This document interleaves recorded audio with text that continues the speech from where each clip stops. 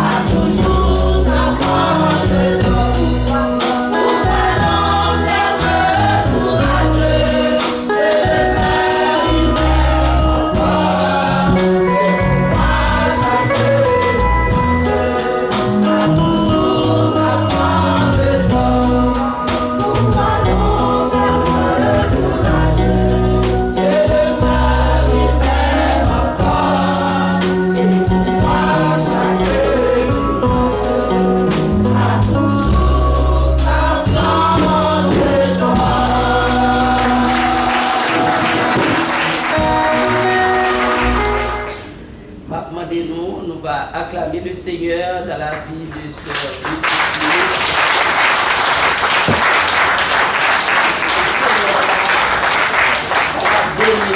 à travers la parole qui sont dans la bouche, c'est votre ça. Bon Dieu béni. Amen.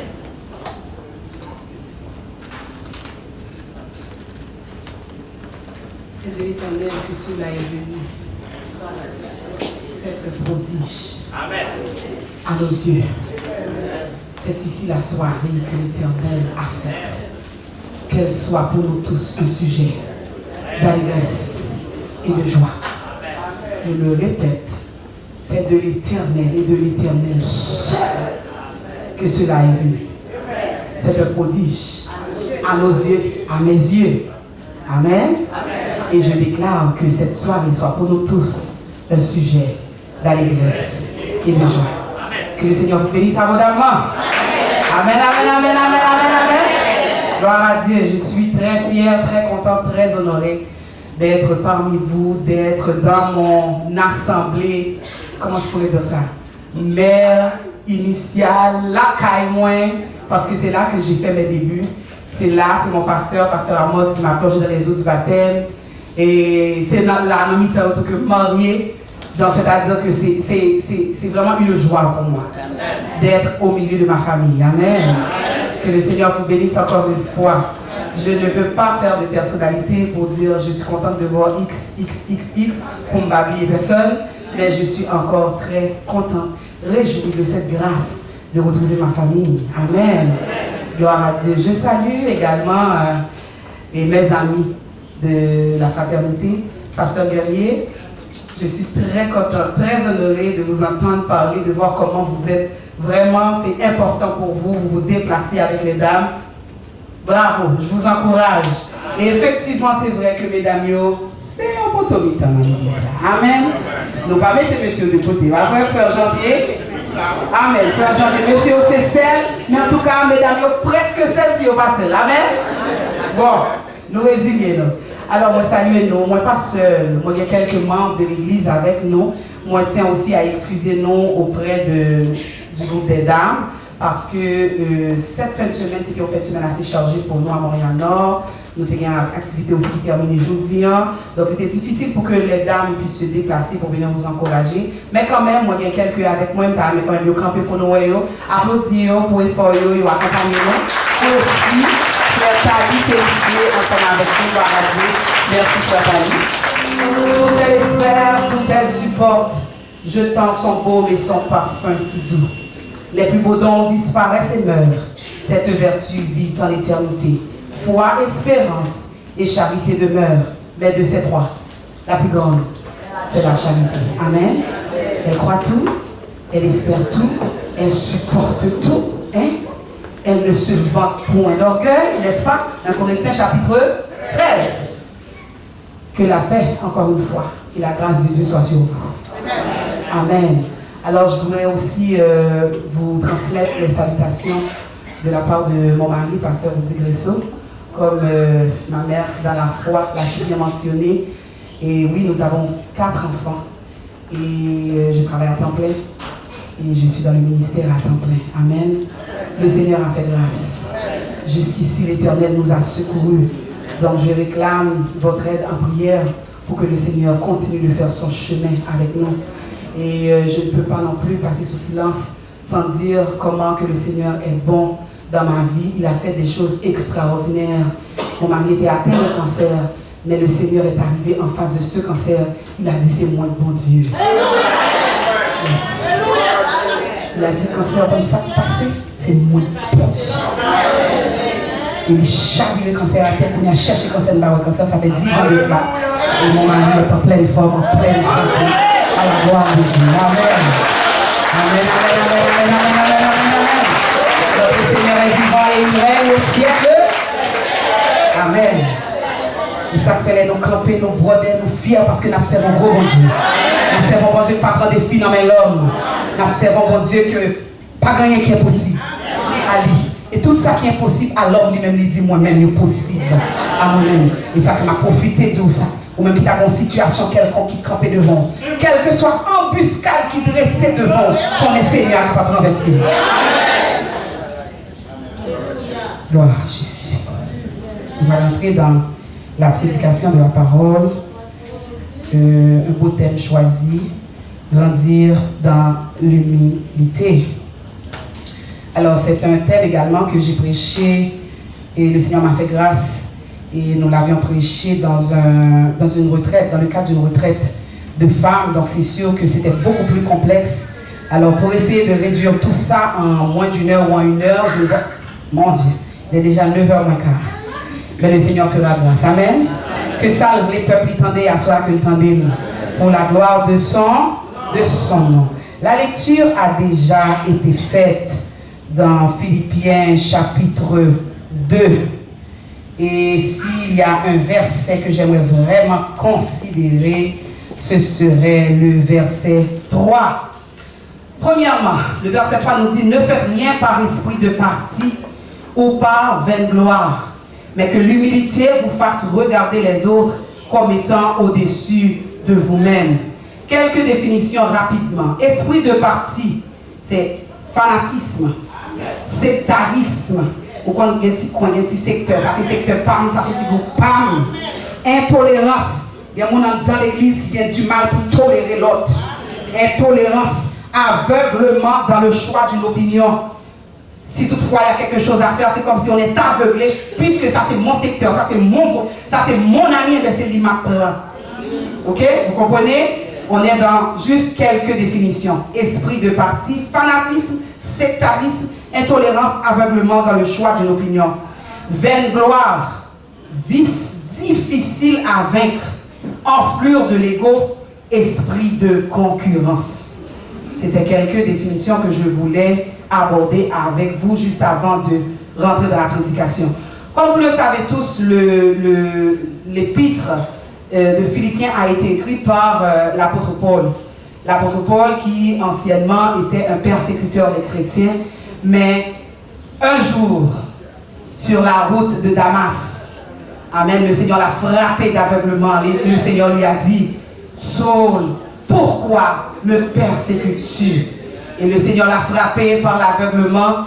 Et selon Actes chapitre 9, vous allez voir surtout le verset 15 que j'apprécie. J'aime vraiment ce verset où le Seigneur va dire à Ananias, gardez mon cher, allez prier pour lui, pour moi, parce que cet homme, je l'ai choisi afin qu'il porte mon nom devant les nations, devant les rois. C'est-à-dire que malgré son passé qu'il persécutait l'Église, il persécutait les chrétiens, il les martyrisait. Donc, ce que je comprends avec mon Seigneur, mon passé ne détermine pas mon présent. Parce que si c'était à nous de faire un choix pour choisir un instrument pour Dieu, vous et moi, soyons honnêtes, ça dit pasteur, nous ne pouvons pas prendre un monde comme ça. Mais ça nous remet à Jésus de rentrer dans la vie où il change au complet. Ça nous remet à Jésus, il paraît qu'il prend un état inférieur que au théâtre et puis il nous relève. Côté l'homme, tu ne dois pas ouais. Côté l'homme, tu ne dois pas au passé. Mais depuis le Seigneur fait face avec eux. Amen. Automatiquement, la vie va changer. Et nous sommes l'autre monde. Donc, le passé de l'apôtre Paul pas affecté. Futur, au contraire, Seigneur a utilisé le comme un instrument utile devant les grands. Amen. L'apôtre Paul, suite à sa conversion, et c'était un citoyen romain de naissance, mais vraiment c'était un juif pratiquant. On pourrait dire à une certaine période de sa vie, il était un ardent converti, un missionnaire itinérant. Suite à cela, c'était aussi un prisonnier et organisateur des communautés religieuses. Donc il a installé quand même beaucoup d'églises, et parmi lesquelles l'église de Philippe, c'est à cette église, à cette assemblée qu'il adressa cette épître. Et nous voyons que l'apôtre Paul parlait à cette assemblée. Et une des choses que je trouve importante que je vais vous mentionner, c'est que la conversion et le salut de Paul ont non seulement abouti à une mission de prêcher l'évangile, mais également un appel de souffrir pour Christ. Dans le royaume de Dieu, souffrir pour son nom est non seulement un signe suprême de la faveur de Dieu, selon Actes 14, verset 22, Matthieu 5, verset 11-12, mais aussi un moyen incontournable si l'on veut avoir un ministère fructueux.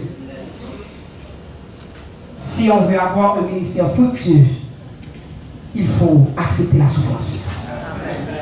Si on veut être un chrétien fort, il faut accepter la souffrance.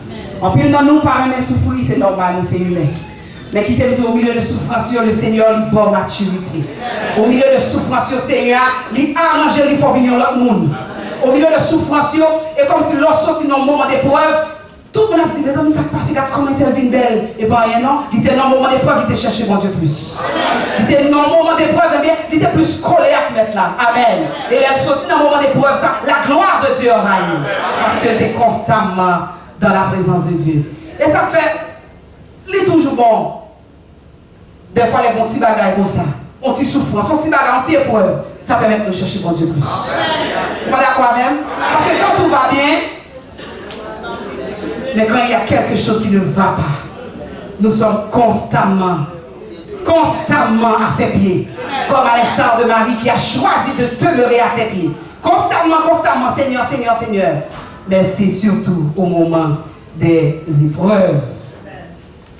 L'apôtre Paul conseillait les Philippiens. Il avait aussi pour objectif de conduire les Philippiens à la fermeté, à l'obéissance et à une conduite irréprochable, selon Philippiens chapitre 2, verset 18 et à continuer. Une des caractéristiques particulières de cette lettre, c'est qu'elle présente une norme particulière, dynamique, concernant la vie chrétienne. Et cette caractéristique n'est nulle autre que la vie dans l'humilité et le service. D'où l'importance, aujourd'hui, nous allons parler grandir. Comment grandir dans l'humilité? Qu'est-ce que l'humilité? Il y a un auteur, un savant qui dit à chaque fois que je croyais tout savoir, c'est là que tout commençait à se stagner. Un autre philosophe, Pascal, il dit le plus je sais, le moins je sais. Quand nous croyons tout savoir, nous sommes déjà en chute libre. Amen. Amen, l'Église. Amen. Il y a des gens qui se pensent autosuffisants. Il y a des gens qui pensent, moi je sais tout. Et si je campe là, c'est moi qui connais, c'est moi qui amène d'âme, c'est moi qui gérer. Si ce n'est pas moi, on ne peut pas marcher. Qui te me dit là ou dans l'orgueil. Qui est le contraire de l'humilité. Et d'ailleurs, nous allons avancer là-dedans. Si vous êtes capable de réaliser un bagage qui bon, c'est grâce à Dieu. Amen. Si vous avez mon micro, moi, mon a béni. C'est grâce. Si vous êtes capable de camper là, vous n'avez pas adoré comme mon adoratrice qui adorait, c'est la grâce. Amen, amen, amen, amen, amen, amen. Quel que soit ce que tu entreprends dans l'église, c'est la grâce. Parce que le Seigneur a investi en toi pour le faire. Le jour où tu as compris nous sommes à faire, qu'elle me fait mal. Le jour où tu as compris nous sommes à faire, ou plus passer tout le monde. Et on va fouler tout le monde en bas, pied, qu'elle me fait mal. Et le Seigneur a vu vous. L'humilité vient du mot latin humilis. C'est une qualité qui signifie petit. Alors pourquoi le fait d'être humble permettrait de grandir? Tout d'abord, sachez que dans la culture juive et grecque, à l'époque du Nouveau Testament, on ne voyait pas l'abaissement comme étant une vertu, alors que le message de Jésus était révolutionnaire et allait à l'encontre de la culture et de la tendance de l'époque. Définition, l'humilité est une attitude qui nous donne le sentiment de notre faiblesse. L'humilité, non seulement nous donne le sentiment ou le pouls de notre faiblesse, le pouls, vous savez tout le monde, lorsque vous avez un pouls, c'est que vous êtes en vie, n'est-ce pas? C'est le battement cardiaque. Hein? Donc, l'humilité en tant que chrétien me fait comprendre que je suis en vie spirituellement. Aïe, aïe, aïe. Si je ne suis pas humble en tant que chrétienne, en tant que servante de Dieu, je ne suis pas en vie spirituellement. Je peux être opulent à l'église. Je peux avoir tous les dons qu'il faut. Mais sans l'humilité, je ne suis rien. L'humilité nous fait comprendre notre insuffisance. Cette vertu qui réprime en nous les mouvements de l'orgueil. C'est-à-dire, avec l'humilité, nous pouvons réprimer l'orgueil. En raison de l'égoïsme inné de l'humanité déchue, le monde ne tient plus à l'humilité. Cependant, l'optique centrale ou théocentrique de la Bible, concernant les êtres humains et le salut, considère l'humilité comme étant d'une extrême importance. Être humble signifie être conscient de nos faiblesses et être prompt à reconnaître le mérite de Dieu et des autres dans ce que nous accomplissons. Nous devons être humbles parce que nous sommes des créatures sans prétention. Est-ce qu'on peut, s'il vous plaît, afficher Genèse 18, verset 27? Nous devons être humbles, je répète cette phrase, parce que nous sommes des créatures sans prétention. Comme à l'instar d'Abraham qui intercédait, il parlait à Dieu. Abraham a essayé de convaincre mon Dieu pour mon Dieu pas détruire ville là. Pas vrai? Non, verset 27, Abraham reprit et dit, voici, j'ai osé parler au Seigneur, moi qui ne suis que poudre et cendre. Quelle humilité! Moi qui ne suis que poudre et cendre. C'est-à-dire, quelle que soit hauteur ou orgueil là, quelle que soit hauteur talon, par contre, comment lier, quel que soit plomb, diplôme, triplôme que vous avez gagné, connaît que si vous n'avez pas d'humilité, vous n'avez pas rien du tout. Abraham a fait me comprendre que, juste dans ce bout de partie, ça, juste le fait de pouvoir parler au Seigneur, il réalise son paquet d'affaires parce qu'il dit qui est-ce moi qui suis que poudre et cendre. Donc nous devons être humbles parce que nous sommes des créatures sans prétention qui, en dehors de Christ, se trouvent sous l'emprise du péché. En dehors de Christ, nous ne pouvons pas faire rien qui est bon. L'apôtre Paul va dire ça. Il va dire Romain ça. Tout ça qui est bon, qui sortit dans nous, c'est grâce à Dieu. Rien, pas qu'à sortir sans bon Dieu, sans le Saint-Esprit. Notre mérite, notre productivité dépendent de Dieu. Et nous ne pouvons rien faire de durablement bon sans l'aide de Dieu et des autres. Selon Psaume 8, verset 4. Il y a beaucoup de références. Malheureusement, je n'aurai pas le temps de tout étaler avec vous. L'humilité n'a rien à voir avec votre faiblesse ou n'est pas synonyme de faiblesse. Certaines personnes pensent que le fait d'être humble, c'est parce que je suis faible. Non, ça n'a rien à voir. Ça n'a rien à voir. Au contraire, là je ne parle pas d'une faible estime de soi. On peut très bien avoir une bonne estime de nous-mêmes, oui, parce que nous sommes enfants de Dieu. Nous sommes créés à son image. Nous devons être fiers de nous, n'est-ce pas, mesdames? Amen. Messieurs, tant que jamais d'amis belle là, et vous connaissez que grâce, mon Dieu, pour faire un travail, on va faire avec fermeté, on va faire avec fierté. Mais juste, pas quitter l'autre petite maladie en Paris. La vie soumise. Ok? Donc, avant de vouloir grandir, il faut préalablement subir le brisement de Dieu. Car on ne peut croître sans avoir été conçu spirituellement. Amen. Si on parle de grandir, il faut être fait. Amen. Il faut être fait. Mais qu'est-ce que j'entends par là? Ce ne sont pas tous ceux qui disent Seigneur, Seigneur, n'est-ce pas? Qui rentreront dans le royaume des... C'est-à-dire que toutes les personnes qui sont là, mon vœu le plus cher, c'est que vous et moi soyons tous sauvés.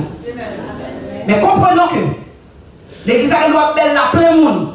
Mais pendant ce temps, il y a un monde qui ne connaît pas de nouveau. Et tout autant on peut connaître de nouveau, on ne peut pas parler de l'accroissement dans l'humilité. Tu ne vas rien comprendre. Tu ne vas rien comprendre. Parce qu'avant de grandir, il faut naître. Lorsque je lis dans Philippiens chapitre 2. Si donc il y a quelque consolation en Christ, s'il y a quelque soulagement dans la charité, s'il y a quelque union d'esprit, s'il y a quelque compassion et quelque miséricorde, rendez ma joie parfaite, ayant un même sentiment, un même amour, une même âme, une même pensée. Mais verset 3, ne faites rien par esprit de parti ou par vaine gloire, mais que l'humilité vous fasse regarder les autres comme étant au-dessus de vous-même. L'humilité, c'est d'accepter de n'être rien du tout et de faire monter les autres. Est-ce que vous me suivez? Est-ce que vous comprenez le principe? J'ai besoin de quelqu'un d'une grande taille. En avant avec moi, s'il vous plaît. Je vais prendre le père de Tamar. Oui. Oui. Rapidement. Et je prends mon monsieur ici. Oui. Approchez. D'accord. Là, vous voyez ces deux hommes, n'est-ce pas? On voit mon frère ici, il a vraiment une bonne hauteur. Et on voit mon autre ami ici, il a aussi une bonne hauteur, n'est-ce pas? Mais à sa façon. D'accord. Maintenant, nous parlons de l'humilité. Si notre bien-aimé ici veut démontrer l'humilité, qu'est-ce qu'il va faire? Et bien, il va chercher quelques blocs pour le mettre en bas pied, c'est vite ça. Aïe, aïe, aïe. Il va chercher quelques blocs, la mettre en bas pied, et il n'est pas obligé de baisser un petit peu pour le ballon. Que l'église acclame, mon Dieu.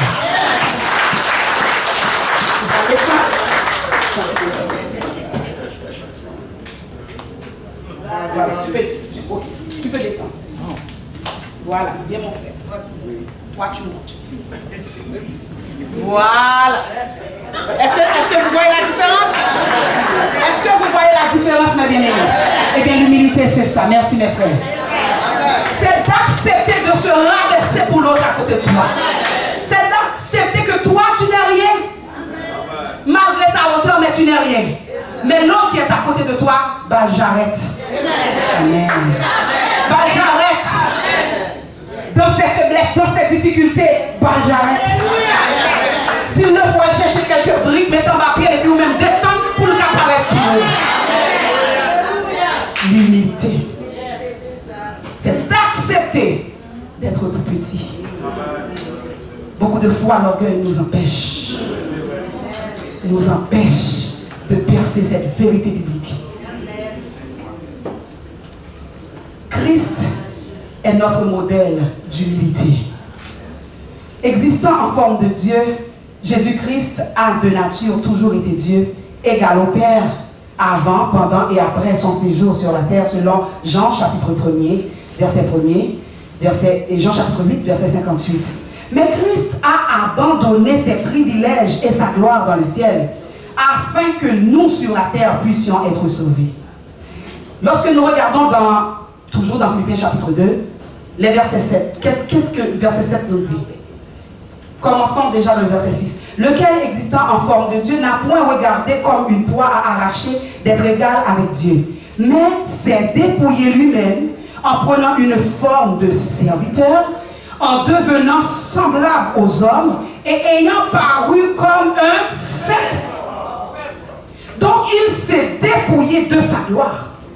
Il s'est dépouillé de tout pouvoir qu'il avait. Amen. Il avait une position glorieuse, mais il a passé tout ça en arrière. Il s'est dépouillé. C'est comme s'il s'est complètement déshabillé. Il dit, ouais, tout ornement ça, il n'a pas besoin, parce que besoin de l'homme valeur.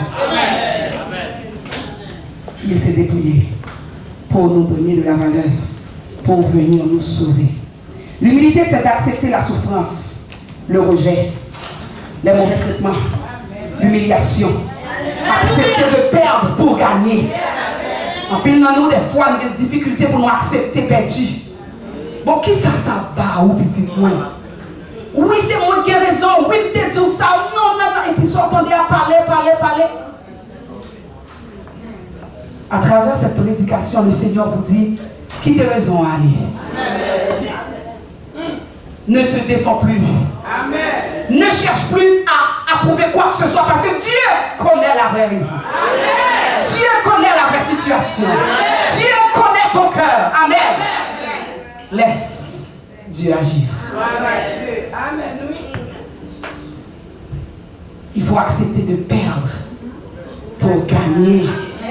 Accepter de faire silence, quelle que soit notre position. Amen. Ça, c'est dur. Accepter de faire silence, quelle que soit notre position. Souvent, nous t'avons dit non, je suis responsable, c'est moi le responsable, c'est moi le pasteur en chef. Non, il n'en est pas question. Et mais laisse-moi te dire, mon ami, que vous n'en dit, il pas dit, ça va pas tirer un rien dans ça. Amen. Amen. Et c'est pour l'une des raisons que le Seigneur m'envoie vous dire ici, ce peuple, arrêtez de donner de la valeur à ce que les autres disent de vous. Amen. Arrêtez, cessez d'analyser, de propulser vers l'avant les faux témoignages, les fausses accusations. Amen. Le Seigneur s'en charge. Amen. Ne cherche plus à avoir raison. Alléluia, le Seigneur parle à quelqu'un. Ne cherche plus à avoir raison. Ne cherche plus à te défendre. Amen. Parce que ton avocat, c'est Christ. Alléluia. Ton avocat, c'est Christ. Amen. Il connaît ton cœur. Il sait que tu es innocent dans la situation. Il le sait. Fait que cesse de pousser pour avoir raison. Parce qu'à force de pousser, l'ennemi va te pousser. Tu vas dire des choses que tu vas regretter. Amen. Le Seigneur te dit de garder silence. En face de la situation, en face des fausses accusations, en face des difficultés, en face de l'humiliation, en face des injures, en face de tout ce qu'on pourrait mettre sur votre nom, sur votre vie. Amen. Faites silence. Amen. Le Seigneur avait dit à Job, Job, tais-toi. Je t'enseignerai la sagesse. Fais silence. Des fois, la vie vraiment lui déranger l'esprit. Et surtout si on connaît consciemment, on va faire. Amen, oui. Et qui t'aime dire, c'est dans le plan de l'ennemi, parce que les tailles ont costume pour le mettre sur lui, bon vous. Amen. Amen. Parce que l'ennemi, il prend temps de lui-même. Il prend temps, il travaille, il façonne ça la faire. Avec l'air, mettre le sous, il semble avoir. Amen. Amen. Et même vous-même, l'offre, mettre le sous, même vous-même, on t'a dit, oh, pour ne pas pour moi, vrai, regardez, j'en chute à sous moi. Vous comprenez ça? Mais le Seigneur te dit, je suis ton avocat. Amen. Amen. L'humilité sert à reconnaître, encore une fois, que nous sommes rien sans Dieu. Notre mérite, je le reprends, notre productivité dépend de Dieu. Et nous ne pouvons rien faire de durable sans l'aide du Saint-Esprit. Mais répétez ça encore. L'humilité exige qu'on nous rabaisse parfois. Par manque de confiance en soi ou par une faible estime de soi. Au contraire, si nous confondons l'humilité avec ces deux théories, nous risquons de perdre nos avantages légitimes, de nous faire écraser. Mais qui t'aime dire, ça fait. Puisque on a souffert pour Christ. C'est ça l'apôtre Paul a dit là. Ça fait. Bye, mon qui va contrôler là, mais dis ça fait. Ça va changer rien en moins. Alléluia, bon Dieu a volé plus haut avec nous. Ça fait, Johnny. Mon qui va contrôler pour agir, dis ça fait au milieu. Ça fait à comprimer. Ça fait à publier. Ça fait. On va accepter ce point, c'est comme si nous étions. Glory to God. On va accepter. Comme s'il était douce. Ce n'est pas parce qu'elle est douce, mais comme s'il était douce.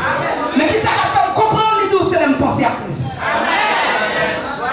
Parce que c'est lui seul qui motivation dans son souffrance. Amen, oui. Amen. L'apôtre Paul résume l'humilité en 3 points essentiels dans Romains chapitre 12, verset 3. Est-ce qu'on pourrait l'afficher, s'il vous plaît? Alléluia. Christ, qui était notre modèle, il a accepté d'endurer la souffrance, les compréhensions, les mauvais traitements, la haine ainsi qu'une mort honteuse. par la grâce qui m'a été donnée, je dis à chacun de vous de n'avoir pas de lui-même une trop haute opinion, mais de revêtir des sentiments modestes, selon la mesure de foi que Dieu a départie à chacun. Voyons maintenant rapidement les bienfaits de l'humilité. L'humilité augmente nos champs de vision, nous fait voir notre nudité spirituelle, notre petitesse, notre cécité spirituelle, notre limitation et notre incapacité sans Dieu. En d'autres termes, l'humilité, on augmente les champs de vision, parce que si vous n'avez pas d'humilité, même si vous avez tout défaut, pas pour elle.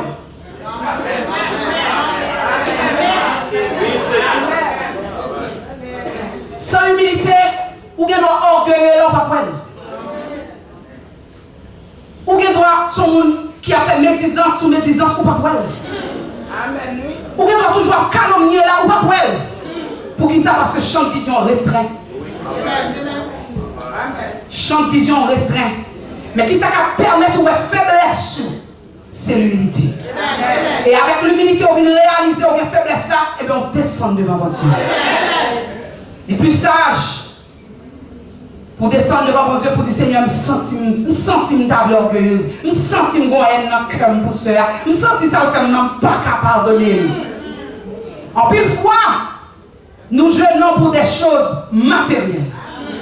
Alors que spirituellement, on a détruit, nous avançons vers la mort spirituelle, nous pas même ça. Amen.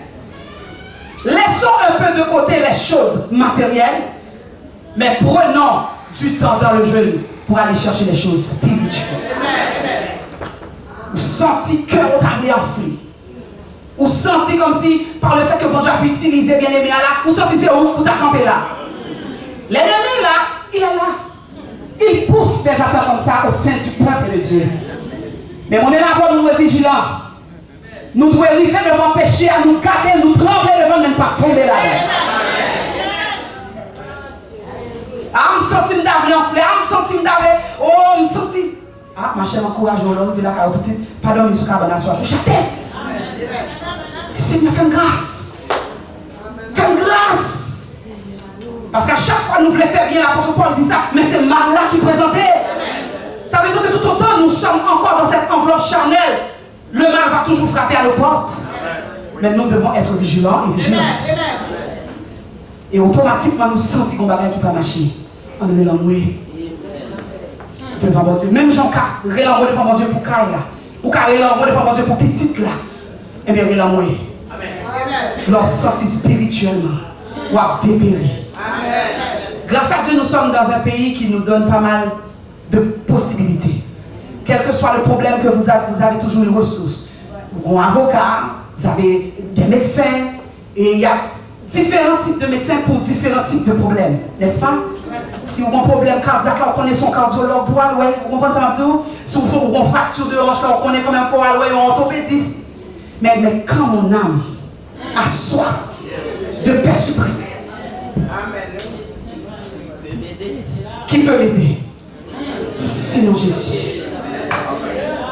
Des fois, on a sauté vrai, on a loué, on n'a pas adoré, on n'a pas clamé vrai, mais spirituellement, nous en deuil. Amen. Des fois, l'église belle, c'est vrai, oh, ça va bien, mon Dieu, ça va bien. Et puis parfois, adoration finit, et puis après ça, même la paix.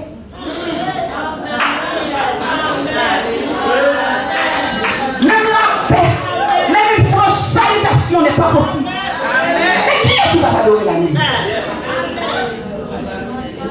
Non, mais explique-moi. Qui est-ce qui va adorer la nuit? Alors que nous sommes 24, la Bible parle, dit qui pourra monter à la montagne de l'Éternel? Qui s'élèvera jusqu'à son lieu saint?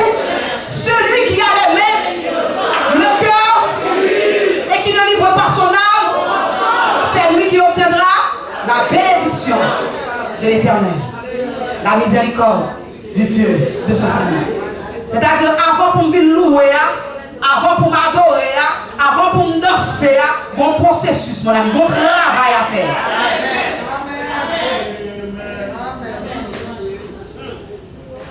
Nous sommes en 2019, mesdames, mes soeurs, mes amis, mes mères dans la foi. je vous encourage. Encouragez-nous fortement. Nous ne sommes pas d'accord pour nous faire l'évangile médiocre. Mais nous sommes d'accord pour nous faire l'évangile qui est propre, l'évangile qui est pur. Nous sommes d'accord pour nous faire l'évangile qui est vrai.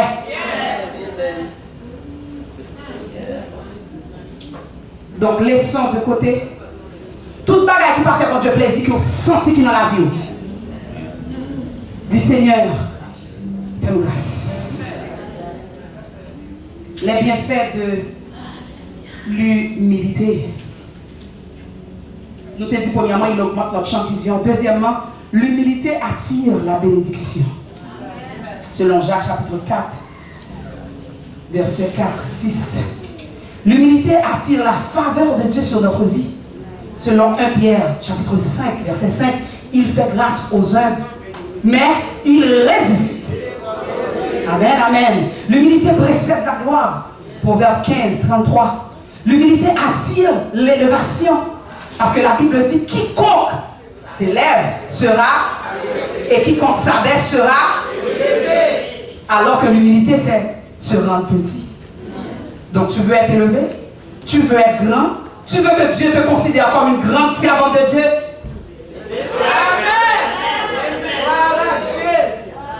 Qui ça pour faire pas baisser? Aucun problème de dos? Ça passe où? Baissez. Amen. Baissez.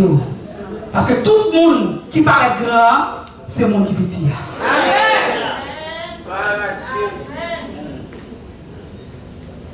L'humilité attire l'élévation. 1 Pierre chapitre 5, verset 6. Humiliez-vous donc sous la puissante main de Dieu, et il vous élèvera autant convenable. L'humilité est la clé qui conduit à la puissance et à la victoire. Selon Colossiens chapitre 2, verset 13, 15. L'humilité n'est pas une faiblesse, mais une force. Philippiens 5, 8. L'humilité est le contraire de l'orgueil. Bien avant d'arriver dans l'orgueil, il y a quelque chose de très important que j'aimerais partager avec vous. Lorsqu'on dit que l'humilité conduit à la puissance et à la victoire, c'est lorsque, en face des situations difficiles, nous réalisons que nous sommes sans force, comme à l'instar de Josaphat. Nous t'avons demandé Josaphat, comment ça y est? Josaphat dit, Seigneur, je ne sais que faire devant cette multitude nombreuse qui s'avance contre nous. Mais nos yeux sont sur toi. Ça veut dire que Josaphat reconnaît faiblesse en face ennemi. Et un peu plus loin, on va voir comment la bataille va commencer rapidement. Comment on va commencer en louange. À peine que le peuple là, il a fini prier, il a fini remettre mon Dieu au combat. Il a commencé en louange et pour parler de l'éternel, dresse en embuscade devant l'ennemi. L'humilité conduit à la victoire. Donc on reconnaît qu'on n'est pas capable dans la situation. On dit Seigneur, je ne suis pas capable. Même qu'on est avec toi, je ferai des exploits. Aïe aïe aïe, avec Dieu nous ferons des exploits et il écrasera nos ennemis. Dieu se lève, ses ennemis se dispersent et ses adversaires devant sa face. L'humilité conduit à la victoire. L'humilité à l'égard des autres. En tant que croyants, nous devons être humbles à l'égard des autres en les considérant plus importants que nous-mêmes. Romains 12, verset 3 à 14. Je continue. Je suis obligé d'aller un petit peu plus vite. Par contre, il y a des gens qui sont timides, discrets, effacés, jamais encombrants, qui ne s'imposent pas parmi nous. Êtes-vous d'accord avec moi? Souvent dans le groupe, il va y avoir une soeur qui est plus en retard. Ok, moi je vais faire ci, moi je vais faire ça, je suis disponible. Mais tu vas voir qu'il y en a une autre qui est beaucoup plus timide, beaucoup plus discrète. Mais pourtant, elle a des dons, Dieu a déposé des choses en elle. Tu comprends? Donc toi, en tant que leader de dame, en tant que leader de l'église, qu'est-ce que tu fais? Eh bien, surtout toi qui sens que toi tu n'as pas de problème, n'importe quand je suis disponible, j'avance, eh bien, puisque là maintenant nous sommes dans l'humilité, fais quelques pas en arrière. Tu comprends? Fais quelques pas en arrière pour que la discrète puisse être perçue. Amen.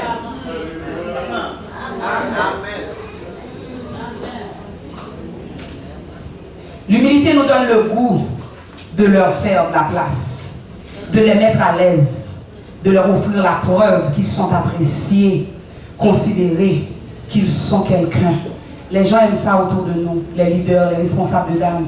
C'est bien de toujours les encourager, de les encadrer, de les faire savoir qu'ils sont appréciés. Ils ont besoin de ça. Ils ont besoin de ça pour avancer. On peut dire qu'au plan humain, dans notre vie, dans la société, au sein de notre assemblée, de nos assemblées, il est conseillé de savoir tenir ni toujours la première place, ni toujours la dernière place. Mais toujours être à sa place. Toujours être soi-même. Simplement, sans rechercher à être quelqu'un d'autre. Sans hypocrisie, sans excès, mais sois toi-même. Romains 13, verset 7 nous dit que celui qui est appelé au ministère s'attache à son ministère. Que celui qui enseigne s'attache à son enseignement. Et celui qui exhorte à l'exhortation. Que celui qui donne le fasse avec libéralité. Que celui qui préside le fasse avec zèle. Que celui qui pratique la miséricorde le fasse avec joie. Donc l'apôtre Paul nous rappelle que chacun a sa place dans le corps de Christ. Amen. Chacun a sa place. Amen. Ne piétine pas sur la place de l'autre. Laisse-lui sa place et toi reste à ta place. C'est très simple. C'est très simple. L'autre, Dieu a investi en elle, elle est capable d'adorer. Les bons services là, elle a adoré pour mon abbé qui était dans la place là. Amen. Ou pas besoin d'aller pour ça, mon ami, parce que c'est mon Dieu qui dépose elle dans lui. C'est terrible de voir des choses qu'on voit au sein des assemblées, des fois franchement. Esprit de concurrence. Ça parle en d'autres langues, bon, sortant de la qui était enflé parce qu'il n'y a pas qu'un don ça, oh c'est pas rien sérieux là, dit là. Orgueil. Amen. Amen. Vous n'avez pas réalisé comment que l'ambiance était. C'est une activité de femmes, mais chaque femme vient représenter si partition par eux. Et monsieur vient représenter partition par eux. Qu'on y a sur route campée, partition par là pour prédication. Et puis c'est le tour qu'on voit, n'est-ce pas? Et ouais, toute bagaille est machine. Parce que tout le monde a place. Laisse l'autre à sa place. Et toi, reste à ta place. L'évangile nous enseigne à tous les niveaux de notre vie. Nous apprend l'amour fraternel et les stratégies pour maintenir l'équilibre dans nos relations interpersonnelles. Il est dit dans Romains 12, 9 que la charité soit sans hypocrisie. Ayez le mal en horreur. Attachez-vous fortement au bien. Par amour fraternel, soyez pleins d'affection les uns pour les autres. L'amour fraternel, est-ce encore présent parmi nous? Réellement. Questionnons un peu. Questionnons un peu. L'autre a ses problèmes, qu'elle s'arrange. L'amour fraternel est-il réellement présent au sein des églises? Il a souffert, c'est pas grave. Chaque monde a géré ses business par eux. Chaque monde, ça c'est petit groupe PAM, ça c'est affaire PAM, ça c'est affaire PAM, ne me touche pas, ne... C'est quoi? Nous sommes appelés à avoir un même sentiment, une même âme, une même pensée. Pourquoi? Parce que nous avons une espérance. Amen. Ce que Jésus propose, c'est de comprendre notre vie devant Dieu. Car l'évangile nous parle à la fois de, entre parenthèses, moi et Dieu. Or, devant Dieu, je peux dire deux choses de moi. Que je ne suis rien, une petite créature périssable, fragile, chétive. Et une autre chose que je peux dire aussi, que je suis tout pour Dieu. Est-ce que vous me comprenez? Ce que Dieu nous apprend, c'est de comprendre que sans lui, nous ne sommes rien. Mais que nous sommes tout pour lui. Parce qu'il nous considère. Nous sommes les prunelles de ses yeux. Et les femmes, hein? Nous sommes importants et importantes pour Dieu. Mais si qu'on phrase pour retenir, sans Dieu, je ne suis rien. Mais j'ai de la valeur à ses yeux. Nous vivons avec l'ambition de paraître, de montrer notre supériorité, d'être applaudi. Fais attention. Fais attention à mon qui applaudit. Parce que souvent dans le monde évangélique, les gens qui font plus gros applaudissement, la go à tel, plus frère. Amen. Ah, il compte bien aimé,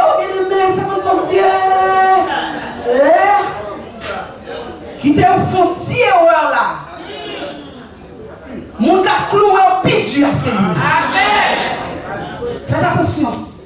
Et ça fait nous arriver dans le moment dans vie nous. Nous disons Seigneur, toute adoration, toute acclamation, toute félicitation pour nous recevoir. Prends pour moi. Prends pour moi. Toute adoration, toute acclamation, toute félicitation. Waouh, waouh. Ça vient. L'ambition de paraître. L'ambition d'être toujours, non c'est moi, c'est moi, c'est moi. L'ambition de montrer notre supériorité. Votre honneur, monsieur, le président, cela fait partie de la promotion sociale. Et on va pas grand monde qui est sensible pour ça. Et comme si de nos jours, pas besoin de le monde dans serviteur, mon Dieu, non, Bishop.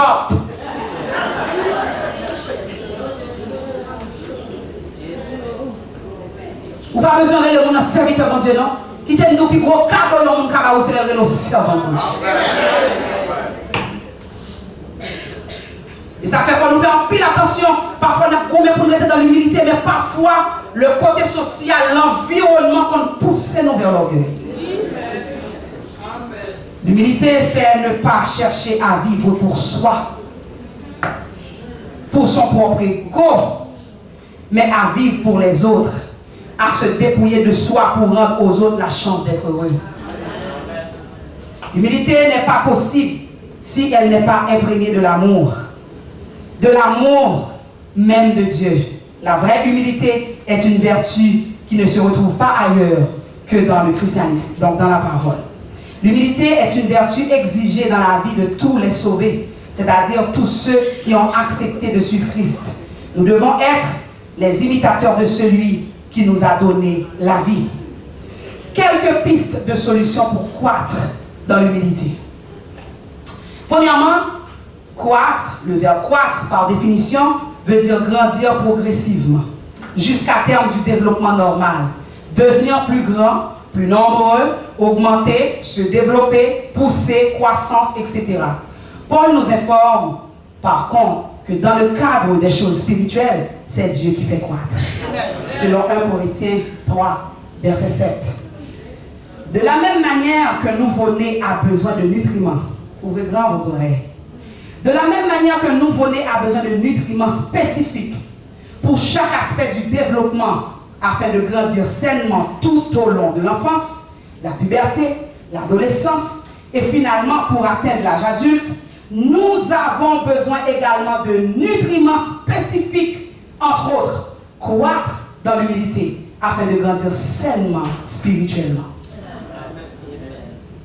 Même j'ai un petit bébé, ou besoin bien nourrir, ou besoin de balette pour le calcium, ou besoin de tout nutriment possible pour le grandir en santé. C'est comme ça tout. Non. Il a besoin de nourrir, amen, avec les choses spirituelles, entre autres, pour grandir dans l'humilité. Si vous avez besoin d'une vie spirituelle saine, cultivez l'humilité de l'enfant. Matthieu 18, 4. C'est pourquoi quiconque se rendra humble comme ce petit enfant sera le plus grand dans le royaume des cieux. Un enfant apprend à marcher. Un enfant apprend à sauter, à grandir en imitant ceux qui l'éduquent. Il suit les traces de quelqu'un. Il n'invente rien pour apprendre. Il faut écouter, accueillir et se savoir ignorant, imparfait. Cette attitude des enfants de Dieu n'est pas rabaissante. Elle est sans complexe. C'est vrai, hein? Un enfant est sans complexe, sans rancune. Un enfant accepte les basses conditions. Un enfant accepte les basses conditions. Elle nous élève à la stature même de Dieu puisque lui aussi est humble et pauvre comme un enfant. Donc, en parlant de grandir dans l'humilité, la première des choses à retenir, il faut cultiver l'humilité de l'enfant. Et ça fait Christ Pral dit, quiconque qui parle militant pour un petit enfant, il ne peut pas rentrer dans le royaume. L'enfant est sans complexe. L'enfant est toujours prêt à apprendre. L'enfant pose toujours des questions. Maman, comment faire ci? Maman, comment faire ça? Mais non, je ne savais pas. L'enfant est toujours prêt à s'excuser. L'enfant est innocent. Le Seigneur te dit, arrange-toi pour devenir comme un enfant.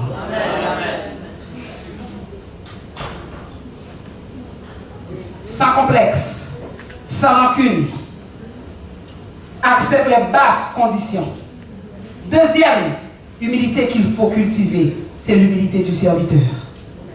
Premièrement, pour grandir dans l'humilité, nous devons cultiver l'humilité de l'enfant. Et deuxièmement, cultiver l'humilité du serviteur. Selon Matthieu 23, les versets 9 à 12. Mais vous ne vous faites pas appeler maître, car un seul est votre maître, c'est Christ. Et vous, vous êtes tous frères. N'appelez personne sur la terre votre père, car un seul est votre père, c'est celui qui est au ciel. Pardon, non, c'est la Bible là. Ne vous faites pas appeler chef. Merci Seigneur. Car un seul est votre chef, c'est Christ. Le plus grand parmi vous sera votre serviteur. Tu veux être chef? Tu veux être grand? Tu veux avoir une belle position? Mais aie le cœur du serviteur. Parce que Christ était notre modèle. Il est encore notre modèle de serviteur. Il s'est baissé pour laver les pieds de ses disciples. Son forme d'humilité. Christ nous appelle à faire comme lui. D'ailleurs, nous devons l'imiter, n'est-ce pas? L'humilité du serviteur. Celui qui s'élèvera sera abaissé, et celui qui s'abaissera sera élevé. L'humilité du serviteur nous pousse vers le service, nous pousse à aimer, servir et non se faire servir. L'humilité du serviteur, ou l'aucun humilité ça, ou plus à servir le monde que pour quitter le monde, servir. Avec les côtés, on ne parle pas avec pour le faire, quitter me descendre.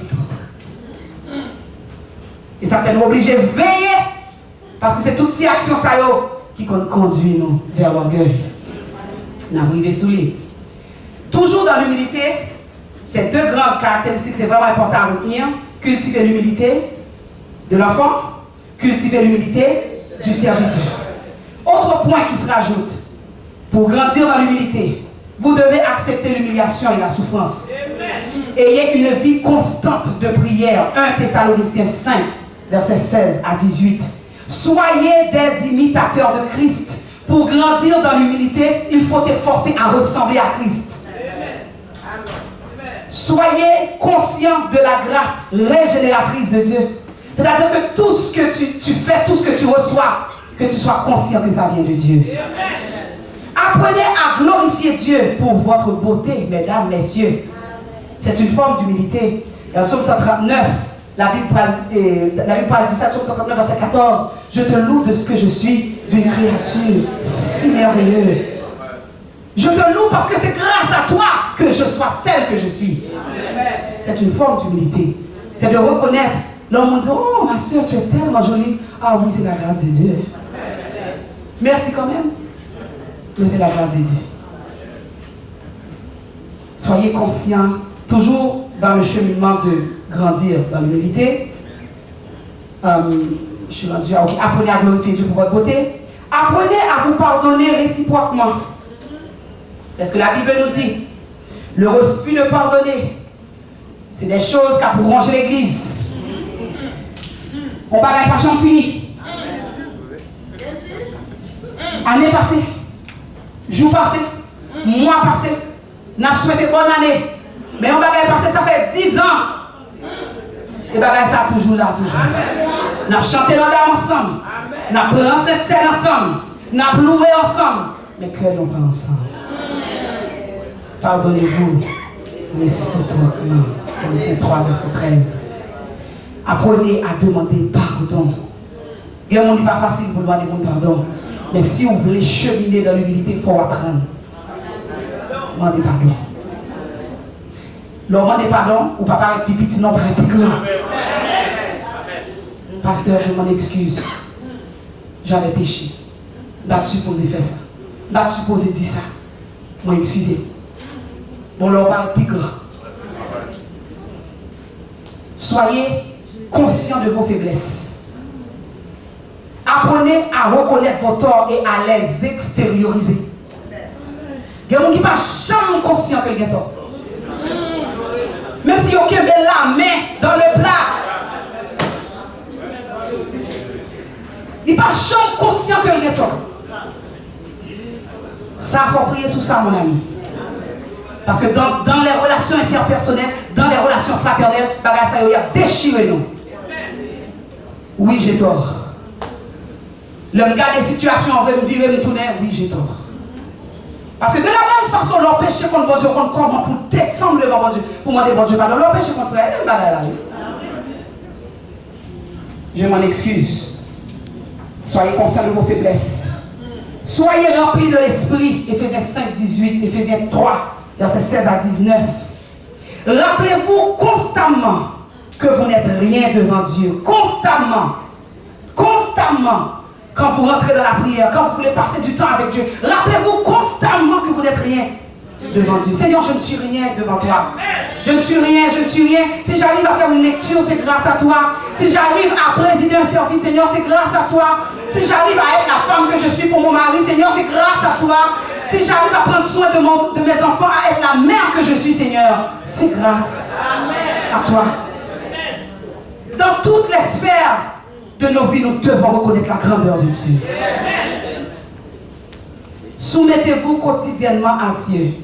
La meilleure façon d'apprendre l'humilité, c'est de se soumettre à la plus grande autorité qui soit, à savoir Dieu.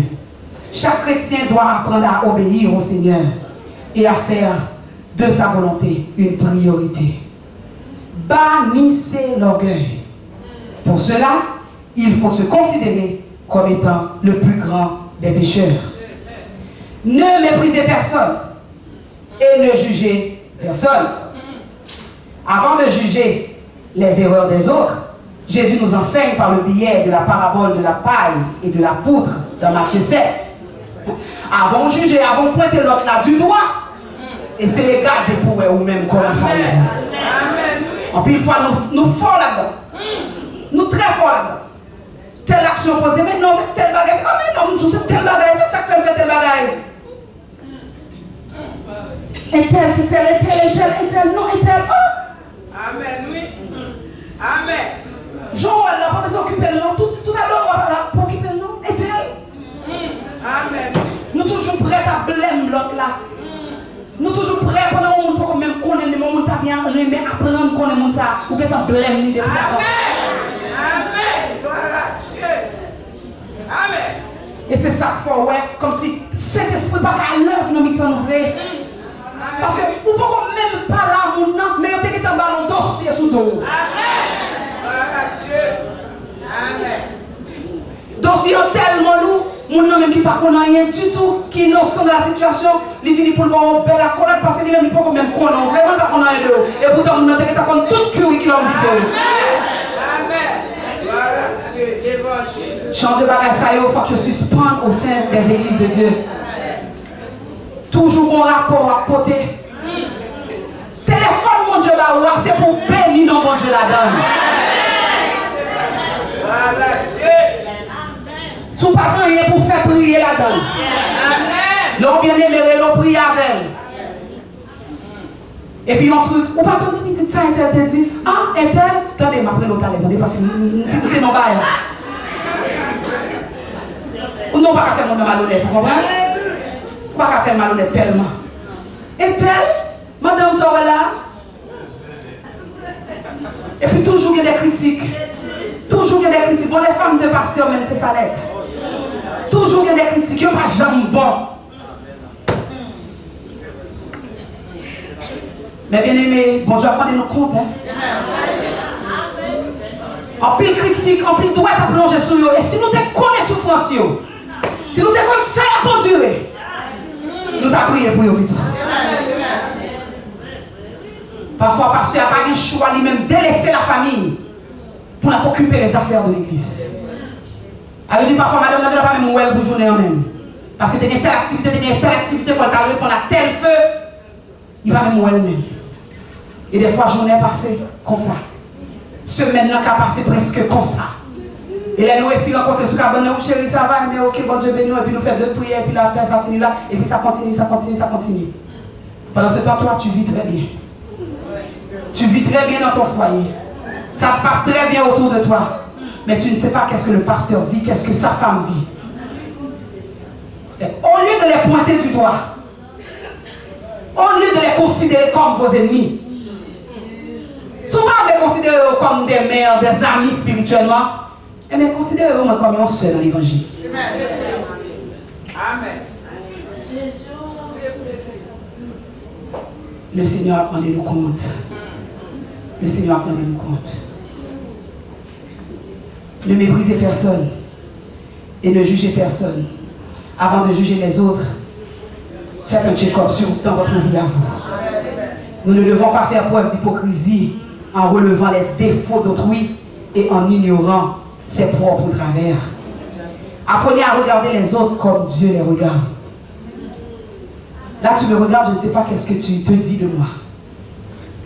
Mais tu sais quoi? Dis Seigneur, aide-moi à regarder ces routes comme toi tu la regardes. Amen. Voilà Dieu. Parce qu'une fois, nous ne pouvons pas sembler à rien. Pour mon Dieu, c'est un gros monde. Amen. Nous ne pouvons pas même gens marcher. Ou pas même forme, nous pas même gens prêcher. Et pourtant, pour mon Dieu, son instrument utile dans les Amen. Voilà Dieu. Et ça fait tout le monde utile la caille. Mon Dieu. Amen. Que mon Dieu fait nous grâce, tous et chacun, pasteur, madame pasteur, tout le monde, que nous considérions les autres comme étant au-dessus de nous. Résultat de l'humilité pour être capable de rentrer dans l'orgueil rapidement. L'humilité, nous dit, ça a déjà conduit à l'élévation. C'est comme si tu mettais une balle dans l'eau. L'eau prend une balle et pour ou baisser rapidement dans l'eau, qui ça passe d'après vous? Et remonter, oui, avec plus force. Proverbe 18, 12, l'humilité précède la gloire. 1 Pierre 6, 5 encore. Humiliez-vous donc sous la puissante main de Dieu et il vous élèvera au temps convenable. L'humilité conduit à la réconciliation. L'humilité est une clé, encore une fois, qui conduit encore à la victoire.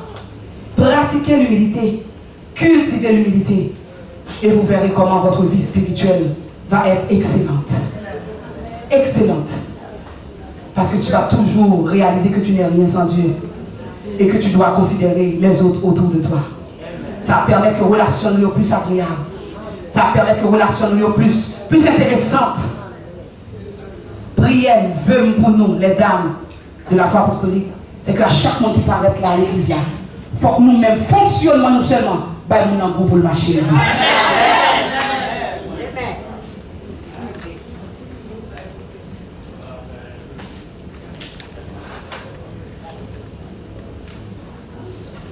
Lorsque nous dit que l'humilité conduit à la victoire, tantôt je vous ai parlé de Josaphat selon 2 Chroniques chapitre 20, c'est ça? Versets 12, 13, 14, 15.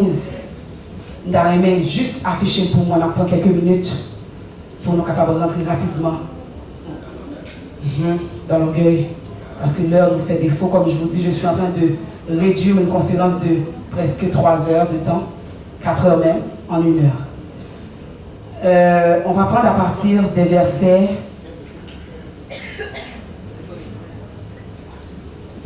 Non. 2 Chroniques chapitre 20. Alors, c'est ce que je disais par rapport à Josaphat.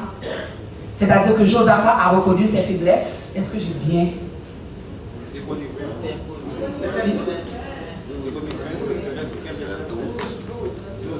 12, 13, 14, 15. Voilà. Oh, notre Dieu, n'exerceras-tu pas tes jugements sur eux, car nous sommes sans force devant cette multitude nombreuse qui s'avance contre nous et nous ne savons que faire. Mais nos yeux sont sur toi. Continue, monte encore un peu. Tout Juda se tenait debout devant l'Éternel avec leurs petits-enfants, leurs femmes et leurs fils. On continue. Alors l'Esprit de l'Éternel saisit au milieu de l'assemblée Jacaziel, fils de Zacharie, fils de Benaja, fils de Jéel, fils de Matania, lévite d'entre eux les fils d'Azaph. On monte encore.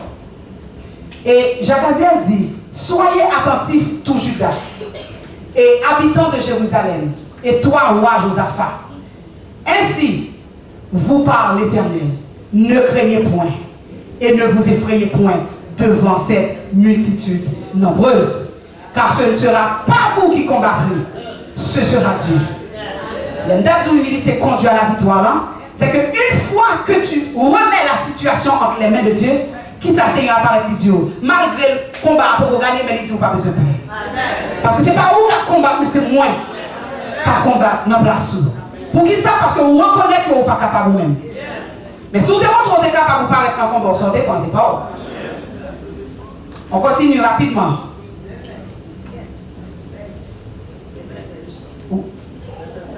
On continue, verset 16. 16.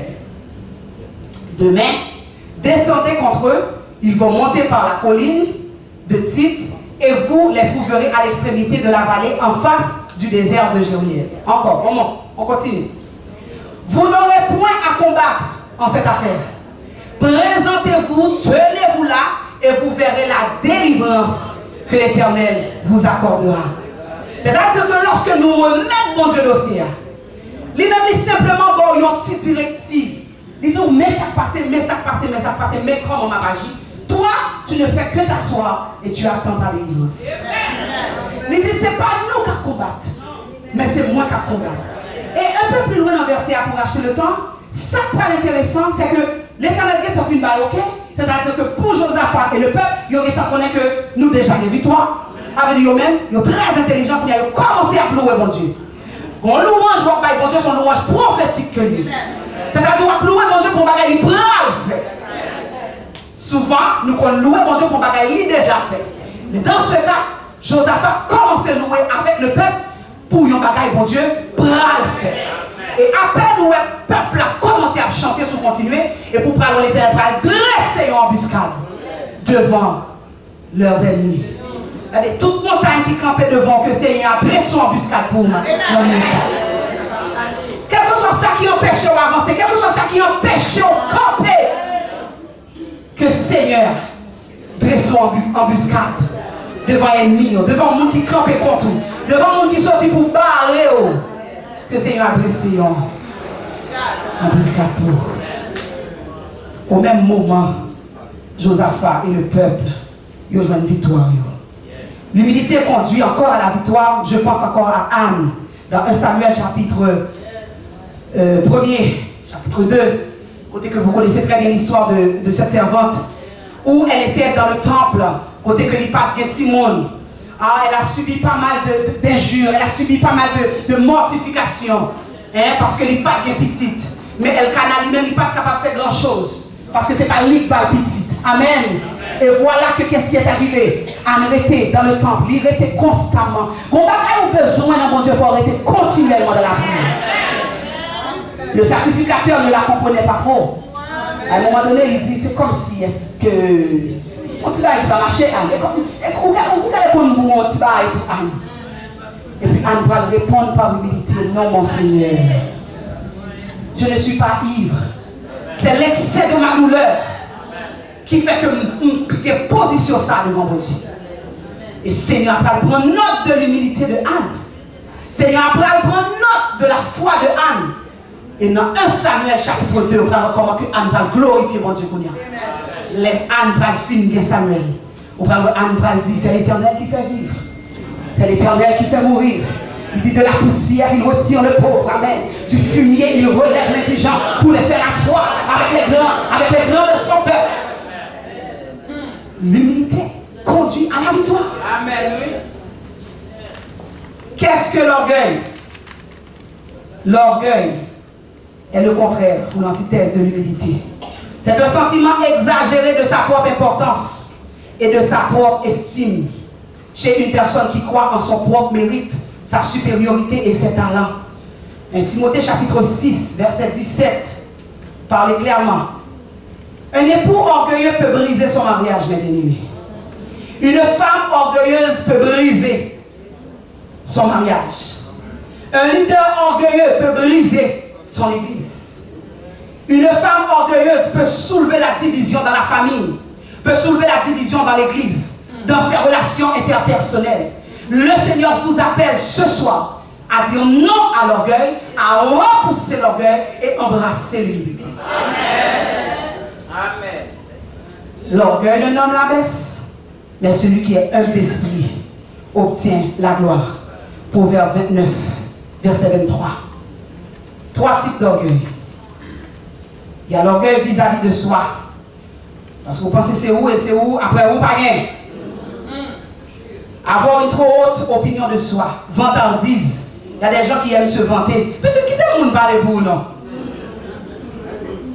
C'est le fait d'être trop rigide envers soi.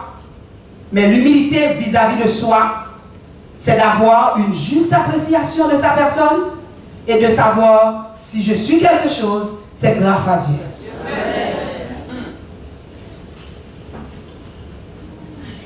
Les références, Proverbe 3, 7, Ésaïe 5, 2, ne sois point sage à tes propres yeux, Jérémie 9, 23, Proverbe 28, 26, pas mal de références par rapport à l'orgueil. Un conseil, il faut prendre soin de cette créature que nous sommes. N'oublions pas que ce corps est le temple du Saint-Esprit. Bien que nous soyons des femmes, avec une caractéristique particulière multitâche, ce qui peut causer de l'épuisement, donc nous devons apprendre à prioriser nos activités. Pourquoi est-ce que je fais ce lien? C'est parce que beaucoup de fois, même à la maison, même au niveau des tâches ménagères, nous prenons tout sur notre dos. C'est nous qui avons fait tout. Et le fait que nous avons fait tout, si nous n'avons pas fait attention, nous avons géré le sueur. Et là, c'est dangereux. Il est plus sage de partager les tâches. Il est plus sage de vous reposer aussi. Il est plus sage de s'asseoir et de parler, de faire comprendre qu'est-ce qui ne va pas quand il y a quelque chose qui ne va pas.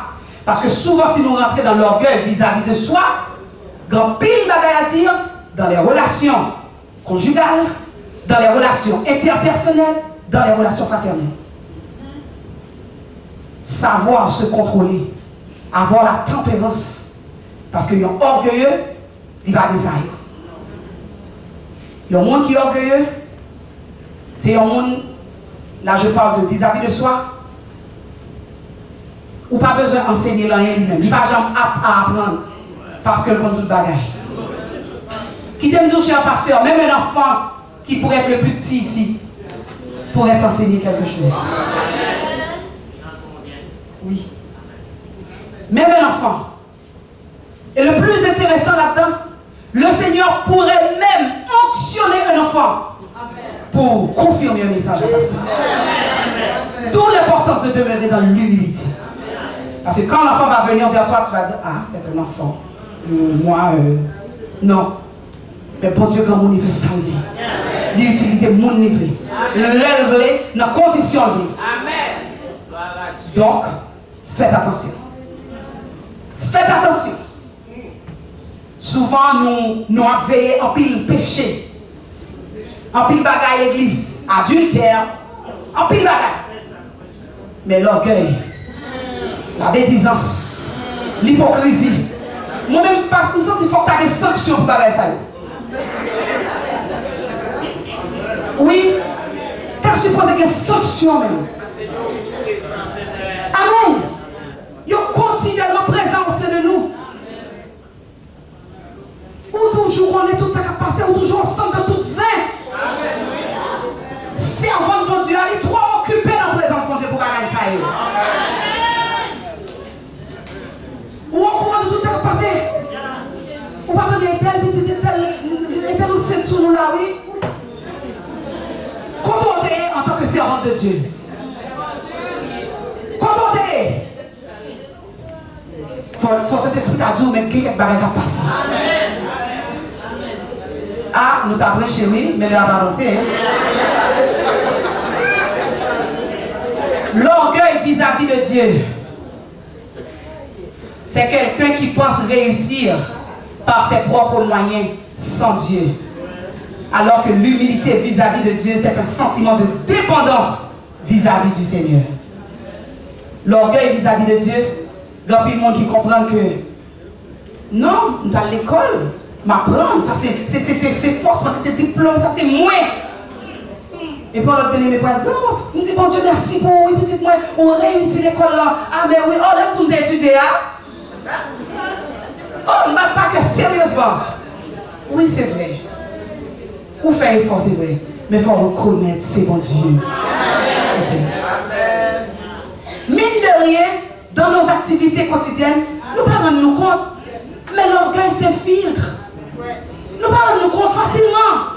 Ah oui, j'ai tellement étudié, je ne m'attends pile par cœur, c'est de l'orgueil. J'ai étudié, mais le Seigneur a pourvu. On nous apprend, bâille mon Dieu tout honneur et tout mérite dans tout sang n'importe quoi. Il est nous faire comme ça, nous fait les portes à l'orgueil. Et si par malheur nous t'a senti péché ça, la bronche nous, eh bien, demandez bon Dieu pour délivrer nous. L'envoi devant mon Dieu.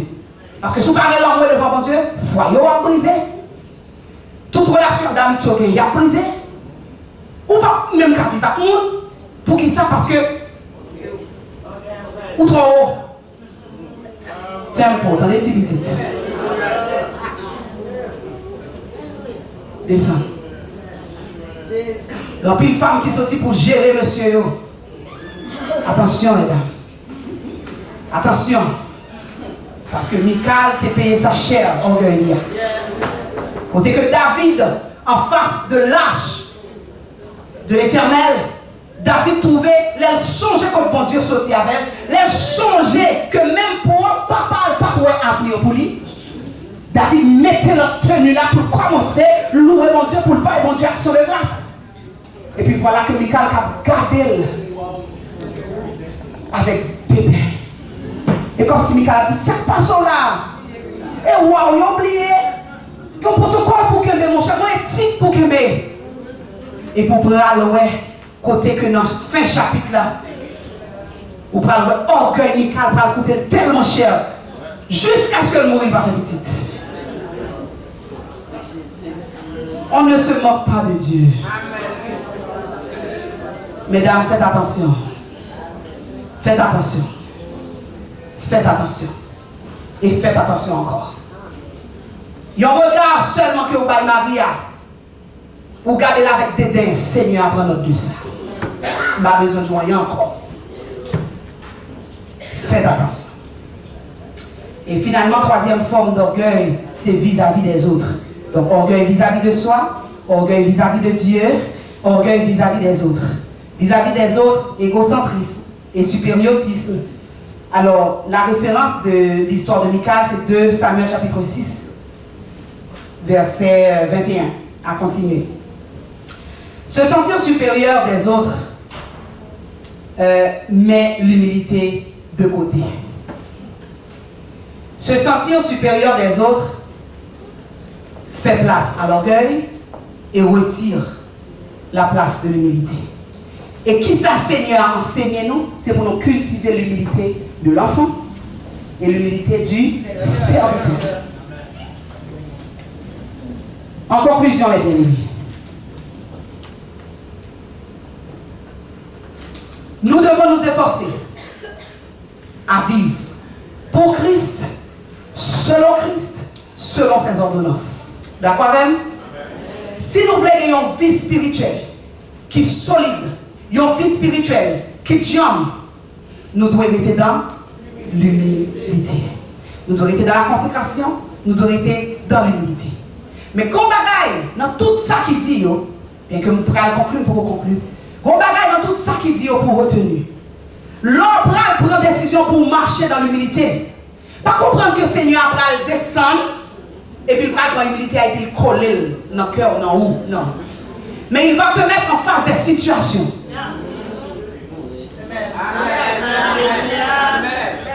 Il va te mettre en face des situations où tu dois appliquer l'humilité. Ça m'est arrivé dernièrement, une situation. Et souvent, ma prière, Seigneur, fais-moi grâce, fais-moi semble avoir tout ça. Et puis, j'ai rencontré un bien-aimé. Et puis, qui dit mes bagailles.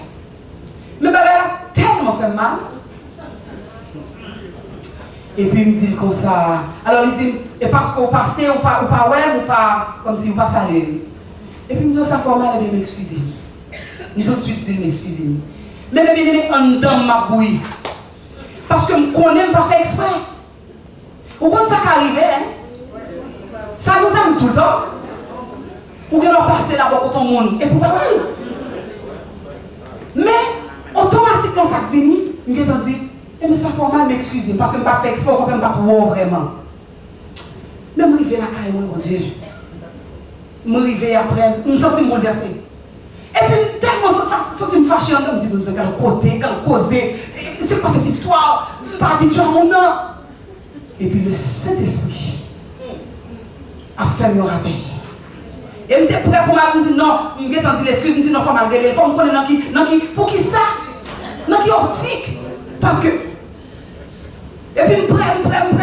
Mais on connaît toujours, bon, des fois, pour joindre une soeur qui a fait effort au côté. Des fois, leur bon bagage pour capable dire, mais comment on me sentit? Et puis, pour nous dire, ah, quittez ça, pas besoin d'avancer. Malgré que je me dis mon excuse, et puis je me sentis, il faut mal côté là encore.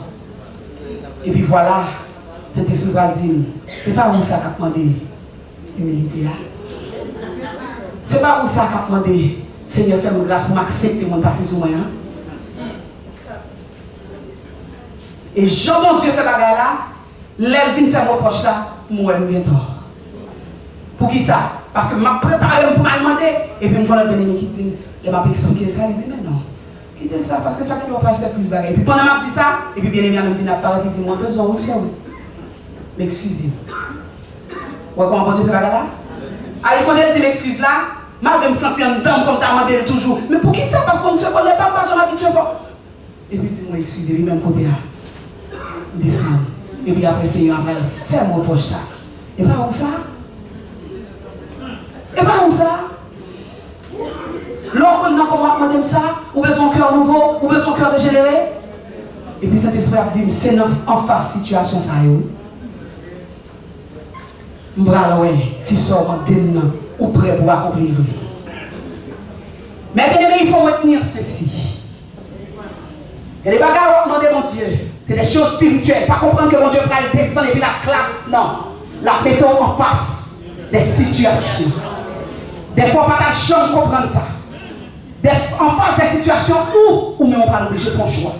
Et à toutes les fois, tu as senti la chair pour tout répondre. À toutes les fois, tu as senti la chair pour tout faire réagir. Réfléchis. Mais qui ça qui a fait par en arrière ça? C'est cet esprit. Si vous parlez de cet esprit, vous ne pas réfléchir. Mesdames, si le Seigneur a rendu possible cette conférence, c'est pour vous rappeler que vous n'êtes ni des femmes moyennes ou ordinaires, mais il a insufflé sa vie en vous afin que vous soyez des êtres extraordinaires et exceptionnels. Néanmoins, sachez que des êtres exceptionnels sont confrontés à de difficultés exceptionnelles. Puisque Seigneur a compté sur vous, mesdames, il compte sur et Seigneur pour mon Dieu ou extraordinaire dans Dieu. Mais qu'on est que difficulté on va rencontrer autour, il y a de grandes difficultés. Est-ce que vous comprenez, pasteur? Nous comprenons pas là? Alors plus bon Dieu considérez, plus bon Dieu compte sur vous, plus Dieu bon Dieu sur vous, c'est plus ennemi entre ciblé. Amen. Amen. Et pendant que l'ennemi en ciblé, comprendre que plus gros combat autour c'est au cap gagner. Amen. Pour finir, vous devriez vous ressaisir à la pensée que vous êtes des femmes extraordinaires en Christ, promises à un avenir extraordinaire et dont le sentier est de plus en plus resplendissant. Si votre vie se déroule sur un chemin hors du commun, soyez encouragés, mes sœurs, mes frères.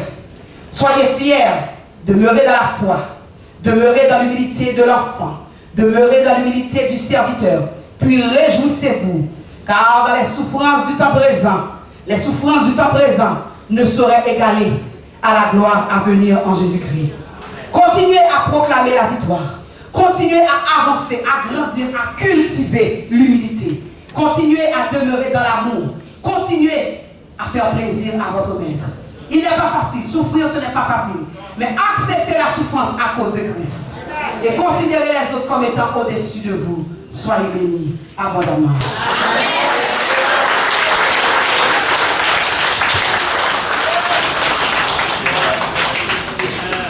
Juste avant de vous remettre, je vais juste vous rappeler que nous aurons notre retraite, j'ai oublié d'en parler, notre retraite spirituelle qui se fera le 21, si Dieu le veut, juin prochain.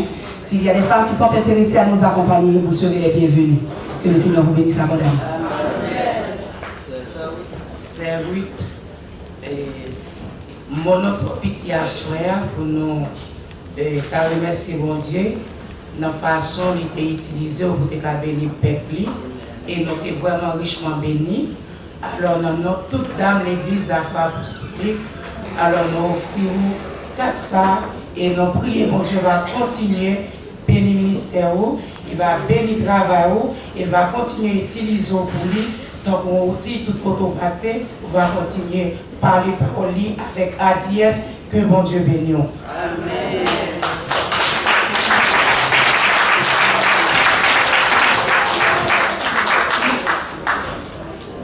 Toute adoration, toute acclamation, tout remerciement, c'est pour mon Dieu. Amen. Merci infiniment pour ça que nous t'ai fait. Que Seigneur te permette ça possible. Merci à nous-mêmes, tout moment dans la foi, nous toujours qu'aimer dans la prière. Nous continuons à compter sur les prières nous. Et nous gagnons rendez-vous à ne pas manquer le ciel. Amen. On a lutté pour ça, on a goûté pour ça. Car au dernier jour, il faut nous ensemble encore. Amen. Amen. Amen. Est-ce qu'on peut acclamer le Saint-Esprit?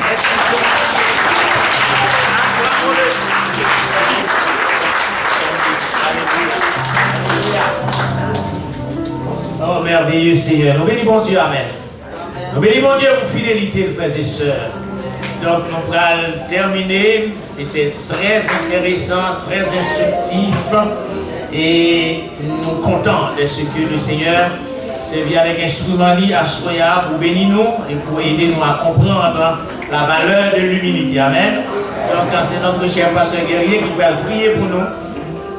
Père céleste, Tout-Puissant, nous bénissons, nous glorifions, nous remercions Seigneur pour cette soirée. Merci pour les dames, notre Dieu, de la foi apostolique qui t'a célébré l'anniversaire. Nous nous remercions, notre Dieu, de sauter pour son fait pour eux déjà et pour son fait nous nous remercions à cela pour le message pour servir. On doit continuer à bénir Seigneur, que cette servante capable de jouer un instrument. On doit façonner la ta manière entre Dieu parce que pour que non capable de glorifier par sa vie. Et à chaque fois le reboucher pour que non glorifier, pour que non capable d'édifier. De bénir le ministère et de bénir la famille, Seigneur. Merci notre Dieu pour l'église de la foi apostolique, pour nous capable de bénir l'église, de bénir l'homme de l'église, de sa famille, et permettre le puissant que l'église soit capable de briller, Seigneur, dans ce coin de la série, avec les noms glorifiés. Le côté de déplacer, Seigneur, on allait nous accompagner le continent, et permettre notre Dieu, notre maître cette semaine, car pour nous semaines de bénédiction, et permettre le puissant, et nous capable de grandir, Seigneur. Grandir dans l'humilité, c'est terminé de gagner. Nous avons grandi dans l'humilité. Seigneur, l'humilité, Seigneur, notre Dieu. C'est pas facile, mais nous, Seigneur, nous garder humble. Nous capable de reconnaître, Seigneur, notre Dieu. L'humilité est capable de lever, non. Laissez-nous envoyer, toquer, la baisser, nous. Que nous grâce, mais nous merci, fais grâce. Au nom de Jésus, de notre Fils, à conseil soit la gloire, au siècle des siècles. Amen. Afferme nos pas dans ta parole et ne laisse aucune iniquité dominer ce nom. Que la paix, la grâce entre le Seigneur et Sauveur Jésus-Christ, l'amour de Dieu le Père, la communion de l'Esprit Saint, esprit d'humilité, esprit de grâce, esprit de puissance, esprit de victoire, reste le mieux avec nous, nous accompagne ce soir pour l'éternité. Que Dieu vous bénisse. Allez, Jean-Pierre. Amen. Donc, au nom de toutes les dames, remerciez-nous qui étaient vraiment dans ce service avec nous.